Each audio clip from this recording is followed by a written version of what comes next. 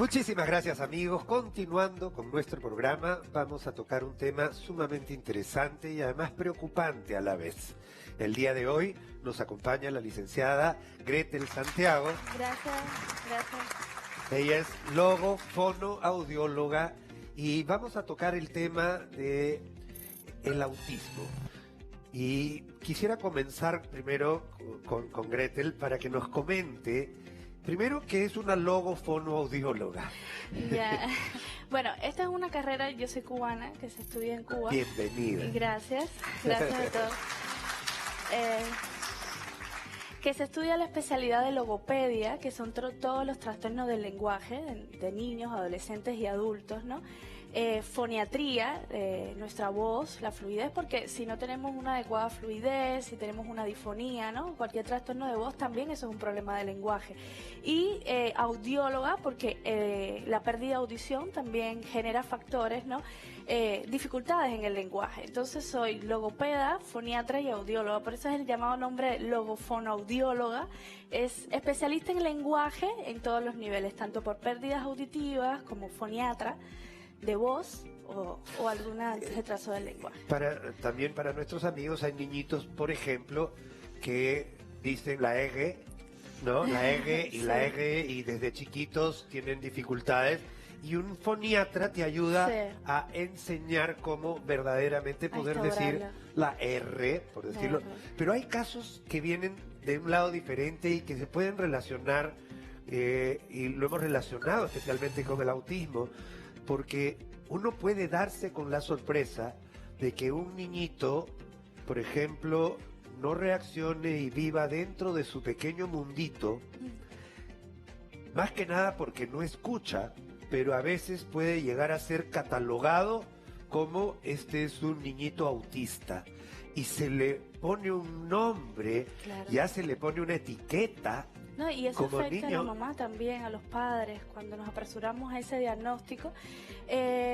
Bueno, para realizar un diagnóstico de autismo, primero el que valora, ¿no?, el desarrollo del lenguaje, el desarrollo del niño a nivel de comunicación, lenguaje, de muchos factores, el pediatra, ¿no? El pediatra es el primero que va viendo su evolución, ¿no? Que va desde cómo va creciendo, sí. en el percentil de crecimiento, cómo está nutrido, etcétera, pero también de cómo responde a través de su cerebro y sus cosas, ¿no es cierto? Y después, el pediatra, bueno, también los papás cuando ven que el niño no está acorde a su edad cronológica, empieza a evaluarse, se empieza a orientar que la evaluación es a través de un equipo multidisciplinario, es decir, de un neurólogo, de un terapeuta del lenguaje, de un psicólogo. Es decir, el diagnóstico de autismo no podemos decir que es autista si antes explorar un poco, ¿no? A nivel social, a nivel familiar. A veces hay niños que no han tenido la estimulación desde pequeños. Hay niños que ahora con la tecnología se le ha dado desde pequeñitos una tablet, ¿no? Los papás trabajan hasta tarde y vemos que hay factores como que no responden a su nombre, no ha adquirido su lenguaje, ¿no? Y eso también es un factor, además de la pérdida auditiva. Es decir, que no se puede dar un diagnóstico de autismo si antes haber una evaluación, ¿no? Una intervención sobre lo que vemos que el niño no está acorde a su edad y darles información, es decir, trabajar en equipo al neuropediatra o al pediatra para que vea después de una intervención cómo va desenvolviéndose ese niño, ¿no? No podemos ver por algunas características, ¿no?, de autismo decir que es autista, porque... De acuerdo, un niñito que está en su mundito y que de repente no escucha o no recibe órdenes y en una de esas se cae acá un azafate y el niñito sigue así, de repente no es autista, es simplemente que no escucha. No escucha, es decir, hay factores también. Yo he tenido niños que han venido pequeñitos, cuando lo llamo no responde, ¿no? Entonces yo digo, mire, hay que hacer un potencial evocado de tallo cerebral, es decir, para ver si el niño está escuchando, ¿no?, adecuadamente, porque como usted dice, es un factor también que impresiona que puede ser un autista cuando no lo es. Y por otro lado, el niñito que nunca ha escuchado no sabe hablar. Entonces, más incomunicado todavía. Sí. Entonces, ¿a qué es lo que haría una persona cualquiera, a pesar de ser un niño, retraerse más en su pequeño mundo? Y eso es lo que va pasando, va siendo etiquetado como niño autista. que a la larga va a tener retraso, pero el retraso es, como bien lo dices, Sí. falta de estimulación y por no tener El equipo multidisciplinario no haber trabajado conjuntamente, porque tiene que ser evaluado en varias áreas y recibir ese criterio de cada profesional cuando se hace esa evaluación, ¿no?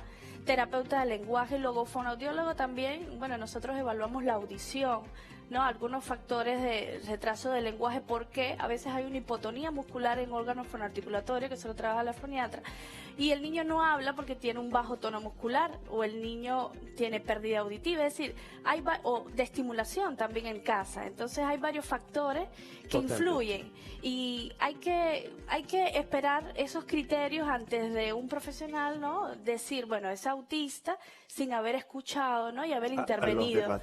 Ahora, ¿qué es lo que debería hacer un padre? Porque es difícil para un papá convocar a un grupo de especialistas. Uno puede acudir a un centro terapéutico eventualmente donde estén ya convocados los distintos especialistas, como un neuropediatra, de repente un pediatra, un fonoaudiólogo, y evaluar en grupo multidisciplinariamente a una criatura antes de etiquetarla, porque como conocemos en nuestro país o en cualquier país también, una vez que uno tiene la etiqueta, a veces es difícil sacársela. Por eso es importante, entre los profesionales debemos hacer una impresión diagnóstica. Siempre hacemos una impresión diagnóstica y, por ejemplo, en nuestro centro no tenemos neuropediatra, pero hay psicólogos, terapeutas de lenguaje y terapeutas ocupacionales, ¿no? Cuando viene el niño, se hace una evaluación y se le orienta al papá que esa información debe llevársela al neuropediatra, ¿no? El neuropediatra todavía no da un diagnóstico definido, ¿no? Nosotros hemos trabajado así sin conocer al neuropediatra, es decir, nos conocemos a través de informes, porque vienen muchos niños, y entonces el neuropediatra hace una impresión. A veces el papá dice, pero quiero saber, ¿no? O quiero que me digan si es autista, si no es autista, o si estoy perdiendo el tiempo en una terapia de lenguaje, ¿no? Que esas son una de las preguntas que nos hacen. ¿Estaré perdiendo el tiempo y no le estaré dando una terapia de autismo? ¿No? Porque no hay una terapia específica de autismo. Es decir, la terapeuta del lenguaje, la terapeuta ocupacional, la psicóloga evalúa y ve los factores, ¿no?, que hay, las dificultades que hay en ese niño, interviene en el caso y se ve cómo se va desarrollando el niño en las terapias. Por ejemplo, nosotros tenemos en 20 sesiones, hacemos una diferenciación diagnóstica de una evaluación, un informe de evolución ¿Cómo llegó del cómo niño? está? Y ese informe se lo damos al pediatra, es decir, le decimos al papá, le orientamos que se lo lleve al neuropediatra. Y el neuropediatra ahí va teniendo un diagnóstico más definido, es decir, después de una evaluación, una intervención, y después se hace ya más definido ese diagnóstico.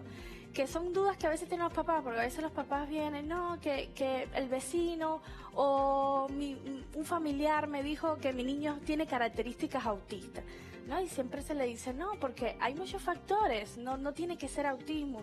Y nos estamos alarmando, ¿no? De cierta manera, porque veo la preocupación de muchos papás que llegan, ay, ser autista, mira, he leído en internet, ¿no? Porque hay factores, hay niños que no han sido estimulados, sin querer, porque a veces los padres trabajamos tanto, ¿no? Y no nos damos cuenta. Y cuando incluimos a los padres, es increíble cuando uno tiene un niño, que los padres empiezan a darse cuenta, sí, mi niño no habla, pero yo no le he dado esa estimulación, ¿no? He trabajado todo el tiempo y no me he dado cuenta que le he dado el teléfono, por ejemplo, todo el tiempo y no me habla. No sale. Y cuando se sienta con el niño y empieza a estimular, empieza a participar con nosotros, porque nosotros... El niño responde a la Responde, estimulación. entonces ellos se quedan como que más tranquilos, ¿no?